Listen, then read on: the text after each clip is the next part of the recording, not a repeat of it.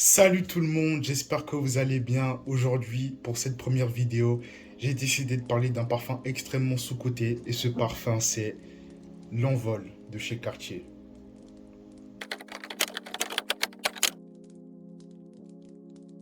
Alors, c'est un parfum que je considère sous-coté parce que tout simplement, personne n'en parle. Vraiment, c'est un parfum qui est passé assez inaperçu dans le paysage olfactif.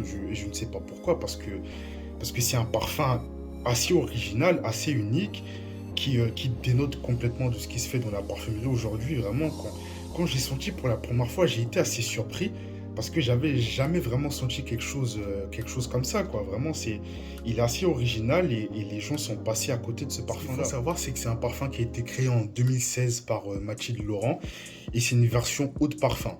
C'est pas la version haute toilette, c'est une version haut de parfum. Donc le flacon en 100 ml, je précise bien, se présente de cette façon parce que le flacon en 50 ml est différent.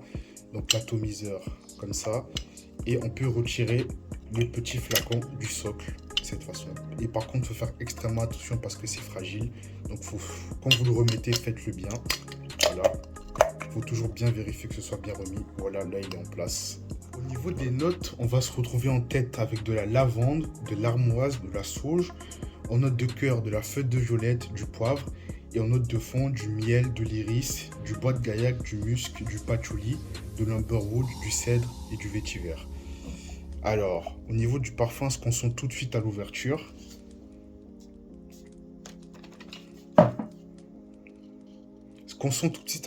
c'est ce côté aérien, ce côté ozonique de la feuille de violette avec une touche aromatique, donc de la lavande avec la sauge. Franchement, le départ est assez frais. C'est assez frais et on sent aussi le miel. Le côté sucré du miel, on le sent bien aussi. Alors vraiment, l'ouverture est assez plaisante. Ouais, non, vraiment, c'est un parfum qui... Je comprends pas pourquoi il est aussi sous-coté. Vraiment, c'est... Hein, l'ouverture, elle est magnifique, hein. Non, vraiment, c'est extrêmement beau.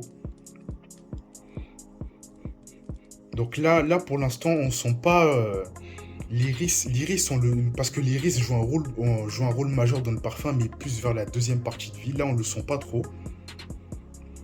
Mais au fur et à mesure que le parfum sèche sur la peau, on va sentir l'iris, donc ce côté poudré. On va sentir le côté poudré de l'iris.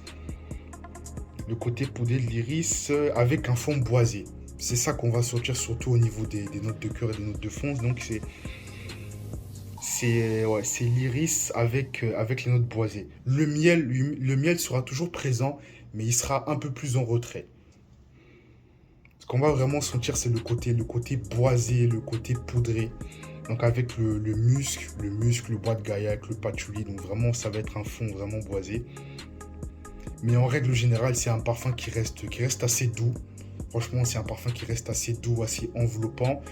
Vous pouvez le mettre quasiment toute l'année, à part en été, parce que pour les fortes chaleurs, c'est un peu trop fort. Mais vous pouvez le mettre quasiment toute l'année. C'est un parfum extrêmement classe, vraiment extrêmement classe. Bah ça, c'est typique de chez Cartier, hein. En règle générale, les parfums Cartier sont tous quasiment très classe. Donc vous pouvez le mettre habillé sans souci. Non, vraiment, c'est un très très beau parfum. Et je dirais même que il y a certaines femmes qui pourraient le mettre parce que il a ce petit côté unisexe. Il a ce petit côté unisexe. Donc même les femmes, hein, si vous voulez le mettre, si vous voulez le piquer à votre mari, à votre copain, n'hésitez pas parce qu'il pourrait très bien vous aller.